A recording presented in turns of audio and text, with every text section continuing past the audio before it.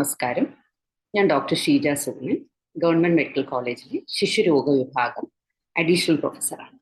ഇന്ന് ഞാൻ സംസാരിക്കാൻ പോകുന്നത് റേബീസ് അഥവാ പേപ്പട്ടി വിഷബാധയെക്കുറിച്ചാണ്. ഇതിന്റെ രോഗലക്ഷണങ്ങൾ എന്തൊക്കെയാണ്, എങ്ങനെയാണ് ഇത് നമ്മുടെ ശരീരത്തിൽ ഈ അണുക്കൾ വ്യാപിക്കുന്നത്, എങ്ങനെയാണ് മരണം സംഭവിക്കുന്നത്, ഇതെങ്ങനെ നമുക്ക് തടയാൻ പറ്റും, അതുപോലെ തന്നെ വളരെ വിരളമായിട്ടായാലും പലപ്പോഴും വാക്സിൻ കൊടുത്തു കഴിഞ്ഞു പോലും മരണം സംഭവിക്കുന്നുണ്ട്. അത് നമുക്ക് തടയാൻ പറ്റുമോ, അതിന്റെ കാരണങ്ങൾ എന്തൊക്കെയാണ്, ഈ വക കാര്യങ്ങളായിരിക്കും ഞാൻ ഇന്ന് ചർച്ച ചെയ്യുന്നത്. അപ്പൊ ഏറ്റവും ആദ്യമായിട്ട് നമുക്ക് നോക്കാം, ഈ റേബീസ് എന്ന് വെച്ചാൽ എന്തുവാണ്, ഈ അണുക്കൾ നമ്മുടെ ശരീരത്തിൽ കയറിക്കഴിഞ്ഞാൽ ഏത് രീതിയിലാണ് ഇത് വ്യാപിക്കുകയും പല രോഗലക്ഷണങ്ങൾ വരുത്തുകയും ചെയ്യുന്നത് എന്നുള്ളൊരു കാര്യം നമുക്ക് നോക്കാം. റേബീസ് എന്ന് വെച്ചാൽ സംഭവിക്കുന്നത് സാധാരണ ഒരു പട്ടി കടിച്ചാലോ പൂച്ച മാന്തിയാലോ ആണ് ഈ അസുഖം ഉണ്ടാകും. പട്ടിയും പൂച്ചയും മാത്രമല്ല, നമ്മുടെ പരിസരത്ത് കാണുന്ന എല്ലാ വന്യമൃഗങ്ങൾക്കും അതേപോലെ തന്നെ വളർത്തു മൃഗങ്ങൾക്കും ഈ അസുഖം പടർത്താൻ സാധ്യത കഴിവുള്ള മൃഗങ്ങളാണ് എന്നുള്ളൊരു കാര്യം നമ്മൾ മനസ്സിലാക്കണം. അതുപോലെ നമ്മൾ മനസ്സിലാക്കണം, പട്ടി മാത്രമല്ല, പട്ടിക്കുട്ടിയായാലും പൂച്ചക്കുട്ടിയായാലും എല്ലാം തന്നെ ഈ അസുഖം വരുത്താൻ കഴിവുള്ള, അല്ലെ ഈ അസുഖം അവർക്കും ബാധിക്കാൻ സാധ്യതയുള്ളൊരു അസുഖമാണ് റേബീസ് അഥവാ പേപ്പട്ടി വിഷബാധ. അപ്പൊ ഒരു പട്ടി കടിച്ചാൽ എന്താണ് സംഭവിക്കുന്നത്? ഒരു പട്ടി കടിച്ചാൽ ആ കടിക്കുന്ന സ്ഥലത്ത് അതിന്റെ ഉമിനീരിനകത്ത് ഈ അണുക്കൾ കാണും.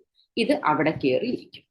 അപ്പൊ ഈ കടിച്ച സ്ഥലത്ത് ഈ വൈറസിന് എത്ര നാള് വേണേലും ഇരിക്കാൻ സാധിക്കും. സാധാരണഗതിയിൽ അതവിടെ ഒരു 1-2 ആഴ്ചയാണ് ഈ കടിച്ച സ്ഥലത്ത് ഈ വൈറസ് കാണുക. അത് കഴിയുമ്പം ഈ വൈറസ് പതുക്കെ ഞരമ്പിനകത്തോട്ട് കയറും. ഞരമ്പുകൾക്കുള്ളിൽ ഈ വൈറസ് കടന്നു കൂടിക്കഴിഞ്ഞാൽ പിന്നെ വൈറസ് അവിടെ വളരെ സേഫാണ്, വളരെ സുരക്ഷിതമായ ഒരു ഭവനമാണ് ഈ വൈറസിന് നമ്മുടെ ഞരമ്പുകൾ. ഇതിനകത്ത് കയറി കഴിയുമ്പോഴാണ് ഈ വൈറസ് ക്രമാതീതമായി പെരുകാൻ തോന്നുകയും അത് അവിടുന്ന് നമ്മുടെ ശരീരത്തിലെ പല ഭാഗത്തിലോട്ട് സ്പ്രെഡ് ചെയ്യാനുള്ളൊരു ടെൻഡൻസി കാണിക്കും. പല ഭാഗത്തോട്ടല്ല ഇത് സ്പ്രെഡ് ചെയ്യുന്നത്. ഞരമ്പിൽ കയറിക്കഴിഞ്ഞാൽ ഞരമ്പ് വഴി തന്നെ ഇത് നമ്മുടെ സ്പൈനൽ കോഡിൽ എത്തുന്നു. സ്പൈനൽ കോഡിലെ ഞരമ്പുകൾ വഴി നമ്മുടെ ബ്രെയിനിലേക്ക് എത്തുന്നു. ബ്രെയിനിൽ എത്തിക്കഴിയുമ്പോഴാണ് നമുക്ക് പലപ്പോഴും ഇതിന്റെ രോഗലക്ഷണങ്ങൾ കാണുന്നത്. അപ്പൊ കടിച്ച സ്ഥലത്ത് നിന്ന് ഞരമ്പിലോട്ട് കയറുന്ന സമയത്താണ് പലപ്പോഴും നമുക്കൊരു പെരുപ്പ് പോലെ തോന്നാം. അത് നമ്മുടെ സ്പൈനൽ കോഡിൽ എത്തിക്കഴിയുമ്പോഴാണ് സാധാരണഗതിയിൽ നമുക്കൊരു ഇടുപ്പ്, കയ്യിലാ കടിച്ചിരിക്കുന്നെങ്കിൽ ഒരു കഴുത്തിൽ വേദന, അല്ലെ കാലിലാ കടിച്ചിരിക്കുന്നെങ്കിൽ ഒരു ഇടുപ്പ് വേദന, അല്ലെ കഴുപ്പ് അങ്ങനെ തോന്നിക്കാം. അത് കഴിഞ്ഞ് ബ്രെയിനിൽ എത്തിക്കഴിയുമ്പോഴാണ് ശരിക്കും പറഞ്ഞാൽ ഇതിന്റെ ലക്ഷണങ്ങൾ വരും. ലക്ഷണങ്ങൾ എന്ന് പറയുമ്പോൾ ചിലപ്പം ഒരു തലവേദന, ഛർദില്, ചെറിയ പനി ഒക്കെ ആയിട്ടായിരിക്കും തുടങ്ങുന്നത്. കുറച്ചുകൂടെ കഴിയുമ്പോഴാണ് ഈ വെള്ളം കുടിക്കാൻ ബുദ്ധിമുട്ട്, വെള്ളം കാണുമ്പോൾ പേടി, കാറ്റടിക്കുമ്പോൾ ബുദ്ധിമുട്ട്. കുറച്ചുകൂടെ കഴിയുമ്പം പലപ്പോഴും ചില രോഗികളാണെങ്കിൽ വളരെ വയലന്റ് ആവാറുണ്ട്, ഇങ്ങനെ തുപ്പുകയും കടിക്കുകയും ഒക്കെ ചെയ്യും. ചിലരാണെങ്കിൽ വയലന്റ് ആവാറില്ല, ഡം റേബീസ് എന്ന് പറയുമ്പോൾ തളർന്നു പോകുന്ന ഒരു അവസ്ഥയിലോട്ട് പോകും. അപ്പൊ 2 രീതിയിലുള്ളത് നമ്മൾ കാണാറുണ്ട്. അപ്പൊ നമ്മൾ മനസ്സിലാക്കേണ്ടത്, ഈ വൈറസ് ഈ ഞരമ്പുകളിൽ കൂടി നമ്മുടെ യാത്ര ചെയ്ത് നമ്മുടെ ബ്രെയിനിൽ എത്തുന്ന സമയത്തൊന്നും തന്നെ ആ മനുഷ്യന്റെ കയ്യിൽ നിന്നോ ആ മൃഗത്തിന്റെ കയ്യിൽ നിന്നോ മറ്റൊരാൾക്ക് റേബീസ് കിട്ടില്ല. ഇത് ബ്രെയിനിൽ ചെന്ന് പെരുകിയതിനു ശേഷം തിരിച്ച് ഞരമ്പ് വഴി താഴോട്ട് വന്ന് ഉമിനീരിലോട്ടും നമ്മുടെ കണ്ണീരിലോട്ടും ഒക്കെ വരുന്ന സമയത്താണ് മറ്റുള്ളവരിലേക്ക് ഈ അസുഖം പകരാൻ സാധ്യത. ഈ രീതിയിലാണ് ഈ വൈറസ് നമ്മുടെ ശരീരത്തിനുള്ളിൽ സ്പ്രെഡ് ചെയ്യുന്നതും നമ്മളിൽ ഓരോ രോഗലക്ഷണങ്ങൾ വരുത്തുകയും ചെയ്യുന്നത്. ബ്രെയിനിന് വ്യാപിച്ചു കഴിഞ്ഞാൽ സാധാരണഗതിയിൽ 10 ദിവസത്തിനുള്ളിൽ തന്നെ മരണം സംഭവിക്കാറുണ്ട്. പിന്നെ വളരെ അപൂർവമായിട്ട് ചില ചികിത്സ കാരണം മരണം ചിലപ്പോൾ കുറച്ച് വൈകാറുണ്ട്. പക്ഷെ നമ്മൾ മനസ്സിലാക്കേണ്ടത്, എല്ലാ പ്രാക്ടിക്കൽ രീതിയിലും സംസാരിക്കുകയാണെങ്കിലും റേബീസ് എന്ന് പറയുന്ന അസുഖം 100% മരണം സംഭവിക്കുന്ന ഒരു അസുഖമാണ്. അത് കാരണം തന്നെ ഇതിനെ എല്ലാവിധത്തിലും നമ്മൾ തടയാൻ നോക്കണം എന്നുള്ളത് വളരെയധികം നിർബന്ധമാണ്. അപ്പൊ ഏത് രീതിയിലാണ് നമുക്കിതിനെ തടയാൻ പറ്റുന്നത്? അപ്പൊ നമ്മൾ മനസ്സിലാക്കേണ്ടത്, ഈ വൈറസ് ഞാൻ പറഞ്ഞു ഉമിനീരിനകത്താ ഉള്ളത്. അതും ഞാൻ പറഞ്ഞു കടിക്കുന്ന സ്ഥലത്ത് ഇത് കുറച്ച് ദിവസം ചിലപ്പം ഇരിക്കും. അത് കഴിഞ്ഞിട്ടാണ് ഇത് പലപ്പോഴും ഞരമ്പിനെ കണ്ടെത്തുന്നത്. അപ്പം ഇത് ആ കടിച്ച സ്ഥലത്തിരിക്കുന്ന സമയത്ത് നമ്മളെ കൊണ്ട് ഈ വൈറസിനെ കൊല്ലാൻ സാധിക്കണം, അല്ലെങ്കിൽ ഇല്ലാതാക്കാൻ സാധിക്കണം. വൈറസ് ഞരമ്പുകൾക്കുള്ളിലേക്ക് കയറിക്കഴിഞ്ഞാൽ നമ്മൾ കൊടുക്കുന്ന വാക്സിനോ ഇമ്മ്യൂണോ ഗ്ലോബുലിനോ ഒന്നും തന്നെ ഫലപ്രദമാവില്ല. അപ്പൊ അത് കാരണം തന്നെ ഇതിന്റെ ചികിത്സയ്ക്ക് വളരെയധികം സമയബന്ധിതമായിട്ട് ചികിത്സ നൽകണം എന്നും അതിന്റെ എല്ലാ ശുശ്രൂഷകളും കൃത്യസമയത്ത് വളരെ നേരത്തെ ചെയ്യണം എന്നുള്ളതും വളരെയധികം പ്രാധാന്യം അർഹിക്കുന്നു. ഇനി ഇതിന്റെ ചികിത്സ എന്ന് പറയുന്നത് ഈ കടികൾ തന്നെ പല രീതിയിലാവും. ചിലപ്പോൾ നമ്മളൊരു പട്ടി നക്കിയതേ കാണും, നക്കിക്കഴിഞ്ഞാൽ അതിനെ നമ്മളൊരു എക്സ്പോഷറായിട്ട് കരുതുന്നില്ല. അപ്പം മുറിവുകൾ ഒന്നും തന്നെ ഇല്ലെങ്കിൽ ആ നക്കിയ സ്ഥലം നമ്മൾ വൃത്തിയായിട്ട് സോപ്പും വെള്ളവും വെച്ച് കഴുകിയാൽ മാത്രം മതിയാവും. അതേസമയം നക്കുകയല്ല ചെയ്തത്, ഒന്ന് കരണ്ടി എന്ന് പറയുമ്പം നമ്മുടെ പല്ല് ഉപയോഗിച്ച് നമ്മുടെ ശരീരത്തിൽ ഒരു ചെറിയ മുറിവ് പോലെ ഉണ്ടാക്കി, മുറിവായിട്ടൊന്നുമില്ല, ബ്ലഡ് ഒന്നും കാണുന്നില്ല, പക്ഷെ കരണ്ടിയിട്ടുണ്ട്, ചെറിയ പാട് പോലെ കാണാം. അതിന് നമ്മൾ കാറ്റഗറി 2 എന്നാണ് പറയുന്നത്. ആ സ്ഥിതിയിൽ നമ്മൾ ആ സ്ഥലം കഴുകുകയും വേണം, അത് കൂടാതെ അതിൻ്റെ കൂടെ നമ്മൾ വാക്സിനും കൂടെ എടുക്കണം. കാറ്റഗറി 3 എന്ന് പറയുന്നതാണ് ഏറ്റവും ഗുരുതരാവസ്ഥയിലുള്ള കടികൾ. ഇതിലാണ് നമ്മൾ ഈ വാക്സിൻ ഫെയിലിയറും എല്ലാം കാണുന്നത്. എപ്പോഴും നമ്മൾ കാറ്റഗറി 3യിലാണ്. കാറ്റഗറി 3 എന്ന് പറയുന്നത് ഈ വലിയൊരു മുറിവ് വരുമ്പോഴല്ല നമ്മൾ കാറ്റഗറി 3 എന്ന് പറയുമ്പോൾ. ഇപ്പൊ ഒരു പട്ടി നമ്മുടെ മ്യൂക്കസ് മെമ്പറി എന്ന് വെച്ചാൽ നമ്മുടെ വായിക്കകത്തോട്ട് അതിന്റെ തുപ്പൽ വരാനുള്ള ഒരു സാഹചര്യം, അല്ലെങ്കിൽ നമ്മുടെ കണ്ണിനകത്തോട്ട് തുപ്പൽ വരാൻ സാധ്യത, ഒരു മ്യൂക്കസ് മെമ്പറൈൻ എക്സ്പോഷർ വന്നാലും കാറ്റഗറി 3 ആണ്. അതുപോലെ തന്നെ ഒരു പൂച്ച മാന്തി അല്ലെ പട്ടി മാന്തുകയോ കടിക്കുകയോ ചെയ്തു, വലുതായിട്ട് കടിച്ചിട്ടില്ല, ചെറിയൊരു പോറൽ മാത്രമേ ഉള്ളൂ, പക്ഷെ രക്തം പൊടിച്ചിട്ടുണ്ട്. രക്തം പൊടിച്ചിട്ടുണ്ടെങ്കിൽ അതും കാറ്റഗറി 3 ആണ്.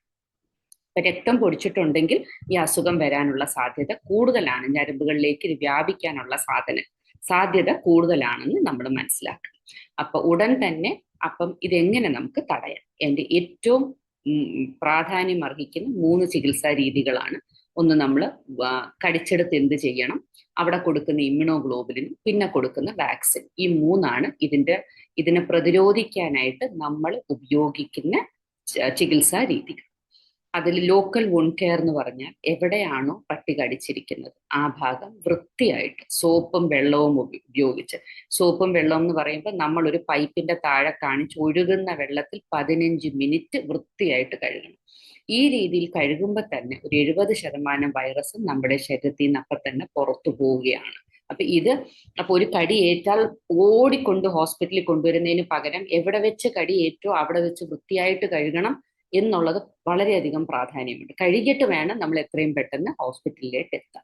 അതുപോലെ തന്നെ നമ്മുടെ വീട്ടിൽ ബീറ്റാഡിൻ അല്ലെ സർജിക്കൽ സ്പിരിറ്റ് ഉണ്ടെങ്കിൽ ഈ കടിച്ച മുറിവിൽ നമുക്കത് ഇടാവുന്നതേ ഉള്ളൂ. അത് കഴിഞ്ഞ് നമ്മൾ ഹോസ്പിറ്റലിൽ എത്തിക്കഴിയുമ്പോഴത്തേക്ക് നമുക്ക് വാക്സിൻസ് തരുന്നു. ഈ വാക്സിൻസ് നമ്മുടെ ശരീരത്തിനുള്ളിൽ ആന്റിബോഡി ഉണ്ടാക്കുന്നു. ഈ ആന്റിബോഡികൾക്ക് വൈറസിനെ, റേബീസ് പേപ്പട്ടി വിഷബാധ ഉണ്ടാക്കുന്ന വൈറസിനെ ഇല്ലാതാക്കാൻ അല്ലെ കൊല്ലാനുള്ള കഴിവുള്ള ആന്റിബോഡികൾ. പക്ഷെ ഇതിൽ ഒരു പ്രശ്നമുള്ളത്, നമ്മളൊരു വാക്സിൻ എടുത്തു കഴിഞ്ഞാൽ നമ്മുടെ ശരീരത്തിൽ ആന്റിബോഡി ഉണ്ടാവാനായിട്ട് 7 ദിവസം വരെ താമസം വരും. കാരണം ഇത് നമ്മൾ ഒരു ഇഞ്ചക്ഷനായിട്ട് കൊടുക്കുന്നു, അവിടുന്ന് ചില കോശങ്ങൾ എടുത്തുകൊണ്ട് പോയി ആന്റിബോഡി ഉണ്ടാക്കുന്ന കോശങ്ങളുടെ അടുത്തേക്ക് അത് എത്തിക്കുന്നു. അത് കഴിഞ്ഞിട്ട് അത് മെച്ചുവറായിട്ടാണ് ഈ ആന്റിബോഡി ഉണ്ടാക്കുന്നത്. അപ്പൊ അതിനെല്ലാം കൂടെ ഒരാഴ്ച സമയം എടുക്കും. അപ്പൊ ഈ ഒരാഴ്ചക്കുള്ളിൽ ഈ ഒരു കാരണവശാലും ഈ വൈറസ് ഒരു ഞരമ്പിനെ കണ്ടെത്തരുത്. അതിനു വേണ്ടിയാണ് നമ്മൾ ഈ എവിടാണോ മുറിവ് സംഭവിച്ചിരിക്കുന്നത് അവിടെ തന്നെ വേറൊരു മരുന്ന് കുത്തിവെക്കുന്നത്. അതിന്റെ പേര് ഇമ്മ്യൂണോഗ്ലോബുലിൻ എന്നാണ്. ഇപ്പൊ ഈ മരുന്നിനകത്ത് എന്താണുള്ളതെന്ന് ചോദിച്ചാൽ പ്രീഫോംഡ് ആന്റിബോഡിയാണ്. എന്ന് വെച്ചാൽ ഈ മരുന്നിന് നേരിട്ട് വൈറസിനെ ഇല്ലാതാക്കാൻ സാധിക്കും. അപ്പം ഒന്ന് ആലോചിച്ച് നോക്കി, നമ്മൾ കഴുകുമ്പോൾ 3/4% വൈറസ് പോയി. അത് കഴിഞ്ഞ് നമ്മൾ അവിടെ ഒരു ഇമ്മ്യൂണോഗ്ലോബുലിൻ കുത്തിവെക്കുമ്പം അവിടെ എന്തെങ്കിലും വൈറസ് അവശേഷിച്ചിട്ടുണ്ടെങ്കിൽ അതിനെ നമ്മൾ ഇല്ലാതാക്കി. പിന്നെ 1-2 എങ്കിലും അവിടെ ബാക്കി ഇരിപ്പുണ്ടെങ്കിൽ അത് നമ്മുടെ വാക്സിൻ അതിനെയും കൂടെ ഇല്ലാതാക്കും. അപ്പം ഈ 3 രീതിയിലാണ് നമ്മൾ ഈ വൈറസിനെ ഇല്ലാതാക്കാനായിട്ട് ശ്രമിക്കുന്നത്. ഇത് വളരെ അധികം ഫലപ്രദമായ ഒരു പ്രിവെന്റീവ് ട്രീറ്റ്മെന്റ് ആണെന്ന് ഉള്ളതുകൂടെ നമ്മൾ മനസ്സിലാക്കണം. അപ്പം നമ്മൾ അങ്ങനെ പറയുമ്പം എന്തുകൊണ്ടാണ് പിന്നെ നമ്മൾ ഈ വാക്സിൻ ഫെയിലിയർ വരുന്നു എന്നൊക്കെയുള്ള കാര്യം പറയുന്നത് അല്ലേ? പലപ്പോഴും നമ്മൾ പത്രങ്ങളിലും TV-യിലും ഒക്കെ വളരെയധികം വേദനാജനകമായ ഒരു വാർത്തയാണ്. ഒരു കുഞ്ഞോ ഒരു വയോധ്യോ ആരായാലും നമുക്കൊരു പട്ടി കടിച്ചിട്ടോ പൂച്ച മാന്തിയിട്ടോ മരണം സംഭവിച്ചു എന്ന് കേൾക്കുമ്പം വളരെയധികം ബുദ്ധിമുട്ടുണ്ടാക്കും. അതും വാക്സിനും എല്ലാം കൊടുത്തിട്ട് മരണം സംഭവിച്ചു എന്ന് നമ്മൾ കേൾക്കുമ്പോൾ നമുക്ക് തീർച്ചയായിട്ടും കൂടുതലായിട്ട് നമുക്കൊരു വ്യാകുലത വരികയും എന്തുകൊണ്ടാണെന്ന് നമുക്ക് മനസ്സിലാക്കാനുള്ളൊരു ആകാംക്ഷ ഉണ്ടാകും. അപ്പൊ അതിന്റെ കാര്യങ്ങളിലൂടെ നമുക്ക് നോക്കാം. അപ്പം ഒരു കാര്യം നമ്മൾ ആദ്യമായിട്ട് മനസ്സിലാക്കേണ്ടത്, ഇന്ത്യയിൽ ഒരു വർഷം 20,000-ൽ പരം ആൾക്കാരാണ് പേപ്പട്ടി വിഷബാധ മൂലം മരണം സംഭവിക്കുന്നത്. കണക്കുകൾ പ്രകാരം നമ്മുടെ ഈ ഓരോ അരമണിക്കൂർ കൂടുമ്പം ഇന്ത്യയിൽ ഒരാൾ പേപ്പട്ടി വിഷബാധ മൂലം മരണം സംഭവിക്കുന്നുണ്ടെന്ന്, ഓരോ 2 സെക്കൻഡിലും ആർക്കോ എവിടെയോ ഒരു കടി കിട്ടുന്നുണ്ട് എന്നുള്ളതും ആണ് വാസ്തവം. അപ്പൊ ഈ ഒരു ഡിസീസിന്റെ ബേർഡൻ അല്ലെ ഇതിന്റെ തോത് നമ്മുടെ സമൂഹത്തിൽ വളരെയധികം കൂടുതലാണ്. നിർഭാഗ്യവശാൽ കേരളത്തിലും ഈ കാര്യത്തിൽ നമ്മളും പുറകോട്ടല്ല. കേരളത്തിൽ ഒരു വർഷം ശരാശരി 4.5 ലക്ഷം ആൾക്കാർക്കാണ് നമ്മൾ പേപ്പട്ടി വിഷബാധയ്ക്കെതിരെയുള്ള കുത്തിവയ്പ്പുകൾ കൊടുക്കും. അപ്പൊ 4.5 ലക്ഷം ആൾക്കാർക്ക് നമ്മൾ കുത്തിവയ്പ്പ് കൊടുക്കുമ്പം അതിൽ 5-6 പേർക്കാണ് ഇത് ഫലപ്രദം ആവാതെ പോകുന്നത്. അതാണ് ഒന്ന് നമ്മൾ മനസ്സിലാക്കേണ്ടത്. രണ്ടാമപ്പം അങ്ങനെ ആയാൽ പോലും എന്തുകൊണ്ട് ഇത് 5-6 പേരിൽ ഫലപ്രദം ആവാതെ പോകും, അതൊരു ചോദ്യമാണ്. അപ്പൊ ആദ്യം നമ്മൾ വിചാരിച്ചു ചിലപ്പം വാക്സിന്റെ ഗുണനിലവാരം കുറഞ്ഞിട്ടാണ്. ഇപ്പൊ 2022 ഗവൺമെന്റ് വാക്സിൻ എടുത്ത് പരിശോധനയ്ക്ക് അയച്ചപ്പോൾ വാക്സിന്റെ ക്വാളിറ്റിക്ക് അന്ന് കുഴപ്പമില്ല എന്നാണ് വന്നത്. അതുപോലെ തന്നെ നമ്മൾ എപ്പോഴും കാണുമ്പോൾ ശരിക്കും ഒരു വാക്സിന്റെ പ്രോബ്ലം ആണെങ്കിൽ, ഇപ്പൊ സാധാരണ ഒരു പേപ്പട്ടിയാണെങ്കിൽ ഒരാളെ അല്ല പലരെയും അത് കടിക്കും. അപ്പൊ പലരും വാക്സിനേഷൻ എടുക്കുന്നു, പലർക്കും കടിയേക്കുന്നു, പക്ഷെ അതിൽ ഒരാൾ മാത്രമേ മരണപ്പെടുന്നുള്ളൂ, ബാക്കി എല്ലാവരും രക്ഷപ്പെടുന്നു. അപ്പൊ അതിന്റെ അർത്ഥം ആ മരുന്നിന്റെ കുഴപ്പമാവാൻ വഴിയില്ല. മരുന്നിന്റെ കുഴപ്പമായിരുന്നെങ്കിൽ നമുക്ക് ആ ബാക്കിയുള്ളവർ കടിച്ചവർക്ക് മരണം സംഭവിക്കണ്ടേ, അവർ രക്ഷപ്പെടാൻ എന്തുകൊണ്ട് അവരിൽ അസുഖം വന്നില്ല? അപ്പൊ അതിന്റെ അർത്ഥം മരുന്നല്ല പ്രശ്നം. പിന്നെ നമ്മൾ വിചാരിച്ചു മരുന്നല്ല പ്രശ്നമെങ്കിൽ പിന്നെ എന്തുകൊണ്ട് എന്നുള്ളൊരു ചോദ്യം വന്നു. അതിന്റെ ഒരു കാരണം എന്ന് വെച്ചാൽ പലപ്പോഴും കടി ഏൽക്കുമ്പം നേരിട്ട് ഞരമ്പിന്റെ മേളിലേക്കാണ് ഈ കടി വരുന്നതെങ്കിൽ ഈ വൈറസിന് പെട്ടെന്ന് തന്നെ ഞരമ്പിന്റെ ഉള്ളിലേക്ക് കയറാൻ പറ്റുകയും, ഞാൻ നേരത്തെ പറഞ്ഞു ഞരമ്പിന്റെ ഉള്ളിലായി കഴിഞ്ഞാൽ നമ്മുടെ വാക്സിനും ഇമ്മ്യൂണോഗ്ലോബുലിനും എഫക്റ്റീവ് ആകുന്നു. അപ്പൊ ഇത് വളരെ അപൂർവമായിട്ട് സംഭവിക്കുന്നതാണ്, പക്ഷേ സംഭവിക്കാം. ഈ ഒരു കാര്യം പലപ്പോഴും സംഭവിക്കുന്നത് നമുക്ക് മുഖത്ത് കടിയേൽക്കുമ്പോഴോ അല്ലെങ്കിൽ കൈകളിൽ കടിയേൽക്കുമ്പോഴോ ആണ്. എന്തുകൊണ്ടാണെന്ന് ചോദിച്ചാൽ നമ്മുടെ മുഖത്തും വിരലുകളിലുമൊക്കെ ഞരമ്പുകൾ വളരെ കൂടുതലാണ്, നെർവിന്റെ ഡെൻസിറ്റി വളരെയധികം കൂടുതലാണ്. അപ്പൊ അവിടെ ഒരു കടിയേറ്റാൽ വൈറസിനൊരു ഞരമ്പിനെ കണ്ടെത്താനായിട്ട് വലിയ താമസമില്ല, പെട്ടെന്ന് തന്നെ ഞരമ്പിനെ കണ്ടെത്തുകയും അതിനകത്തോട്ട് കയറി പറ്റാനുള്ള സാധ്യത കൂടുതലാണ്. അപ്പൊ അത് കാരണമാണ് ഈ സ്ഥലങ്ങളിൽ കടിയേൽക്കുമ്പോൾ നമ്മൾ എപ്പോഴും റിസ്ക് കൂടുതലാണ് എന്നുള്ളൊരു കാര്യം പറയും. അപ്പൊ ചോദിക്കാം, അപ്പൊ അതിന്റെ അർത്ഥം നമ്മൾ ഈ 5-6 മരണം സംഭവിക്കുന്ന അങ്ങ് ഉൾക്കൊള്ളണമെന്നാണോ? അതോ ഇതും നമുക്ക് തടയാൻ പറ്റില്ല? ഇതും നമുക്ക് തടയാൻ പറ്റും, ഇനിയും തടയാൻ പറ്റും. അതെങ്ങനെ തടയാൻ പറ്റും? ഒന്ന്, നമ്മുടെ വീട്ടില് വളർത്തുമൃഗങ്ങൾ ഉണ്ടെങ്കിൽ തീർച്ചയായിട്ടും അവരെ നമ്മൾ കുത്തിവെക്കണം, അവർക്ക് റേബീസിനെതിരെയുള്ള വാക്സിൻ കൊടുക്കണം. അതുപോലെ തന്നെ നമ്മൾ കാണുന്ന തെരുവ് പട്ടികൾക്കും നായകൾക്കും അവർക്കും നമ്മൾ വാക്സിൻ കൊടുത്താൽ മാത്രമേ ഈ സമൂഹത്തിൽ മൃഗങ്ങളുടെ ഇടയിലുള്ള റേബീസിന്റെ അളവ് കുറയുകയും അതുമൂലം അവർ കടിക്കുമ്പം അത് അവരിൽ നിന്ന് മനുഷ്യരിലേക്ക് പകരുന്ന റേബീസിന്റെ തോതും കുറയുകയും. അത് ഒരു ഇമ്പോർട്ടൻറ്റ് സ്റ്റെപ്പാണ്. രണ്ടാമത് നമുക്ക് വളരെ ഇതായിട്ട് ചെയ്യാൻ പറ്റുന്നത് പ്രീ എക്സ്പോഷർ പ്രൊഫൈലാക്സിസ് ആണ്. എന്താണ് ഈ പ്രീ എക്സ്പോഷർ പ്രൊഫൈലാക്സിസ് എന്ന് വെച്ചാൽ, നമുക്കൊരു കടി കിട്ടുന്നതിന് മുമ്പ് തന്നെ ഒരു മുൻകരുതലായിട്ട് നമുക്കൊരു വാക്സിൻ എടുക്കാം. സാധാരണഗതിയിൽ നമ്മൾ ഓരോ അസുഖത്തിന്റെ എതിരെ നമ്മൾ വാക്സിൻ എടുക്കുന്നത് അസുഖം വന്നതിന് ശേഷം അല്ലല്ലോ, അസുഖം വരുന്നതിന് മുമ്പാണ് എടുക്കുന്നത്, അസുഖം വരാതിരിക്കാനായിട്ട്. അതേപോലെ തന്നെ റേബീസിന് നമുക്ക് എടുക്കാൻ പറ്റും. അതിനെ നമ്മൾ പ്രീ എക്സ്പോഷർ പ്രൊഫൈലാക്സിസ് എന്നാണ് പറയുന്നത്. പ്രീ എക്സ്പോഷർ പ്രൊഫൈലാക്സിസ് വളരെയധികം ഫലപ്രദമായ ഒരു ചികിത്സാ രീതി, പ്രിവെന്റീവ് തെറാപ്പിയാണ്. ഇന്ന് വരെ പ്രീ എക്സ്പോഷർ പ്രൊഫൈലാക്സിസ് അല്ലെങ്കിൽ മുൻകരുതൽ വാക്സിനേഷൻ എടുത്ത ഒരാൾക്ക് റേബീസ് വന്നതായിട്ട് ഒരു റിപ്പോർട്ടും ലോകത്തെങ്ങും തന്നെ ഇല്ല. അപ്പൊ ഇത് നമുക്ക് നമ്മുടെ വീട്ടില് പട്ടിക്കുട്ടികളൊക്കെ ഉണ്ടെങ്കിൽ തീർച്ചയായിട്ടും വീട്ടിലുള്ള എല്ലാവരും, പ്രത്യേകിച്ചും കുട്ടികളും പ്രീ എക്സ്പോഷർ പ്രൊഫൈലാക്സിസ് എടുക്കണം. അതുപോലെ തന്നെ നമ്മൾ താമസിക്കുന്ന സ്ഥലങ്ങളുടെ 4 ചുറ്റവും നമുക്ക് പട്ടികൾ കൂടുതലായിട്ടുണ്ട്, അല്ലെങ്കിൽ തെരുവ് നായകളുടെ കടി കിട്ടാനുള്ള സാധ്യത കൂടുതലുണ്ട്. അങ്ങനത്തെ ഒരു സ്ഥലത്താണ് നമ്മൾ ജീവിക്കുന്നതെങ്കിലും നമ്മൾ തീർച്ചയായിട്ടും പ്രീ എക്സ്പോഷർ പ്രൊഫൈലാക്സിസ് എടുക്കുന്നത് നല്ലതാണ്. അപ്പൊ എങ്ങനെയാണ് ഇത് എടുക്കുന്നത്? ഇതിന് യഥാർത്ഥത്തിൽ 3 ഡോസാണ് ഉള്ളത്. 3 ഡോസ് എന്ന് പറയുമ്പോൾ നമ്മൾ ആദ്യം ഒരു വാക്സിൻ എടുക്കുന്നു, ഒരാഴ്ച കഴിഞ്ഞ് നമ്മൾ രണ്ടാമത്തെ ഡോസ് എടുക്കുന്നു, പിന്നെ 3-4 ആഴ്ച കഴിഞ്ഞ് മൂന്നാമത്തെ ഡോസ് എടുക്കുന്നു. ഇങ്ങനെ 3 ഡോസ്. അപ്പൊ അത് ഒറ്റ കുത്തിവയ്പ്പുകൾ മാത്രമേ ഉള്ളൂ. ഇങ്ങനെ 3 ഡോസ് എടുത്തു കഴിഞ്ഞാൽ ഭാവിയിൽ എപ്പോഴായാലും നമുക്ക് പട്ടിയുടെ ഒരു കടി ലഭിച്ചാൽ ആ കടിച്ച സ്ഥലത്ത് ഒരുവിധ ഇഞ്ചക്ഷനും എടുക്കേണ്ട ആവശ്യമില്ല. അതുപോലെ തന്നെ 4-5 ദിവസം പോയി ഒന്നിൽ കൂടുതൽ കുത്തിവെപ്പുകളും എടുക്കേണ്ട ആവശ്യമില്ല. നമുക്ക് വെറും 2 ഡോസ് എടുത്താൽ മതിയാവും. കടിച്ച അന്ന് ഒരു ഡോസും 3ന്റെ അന്ന് ഒരു ഡോസും, ജസ്റ്റ് 2 ഡോസ് മാത്രം മതി.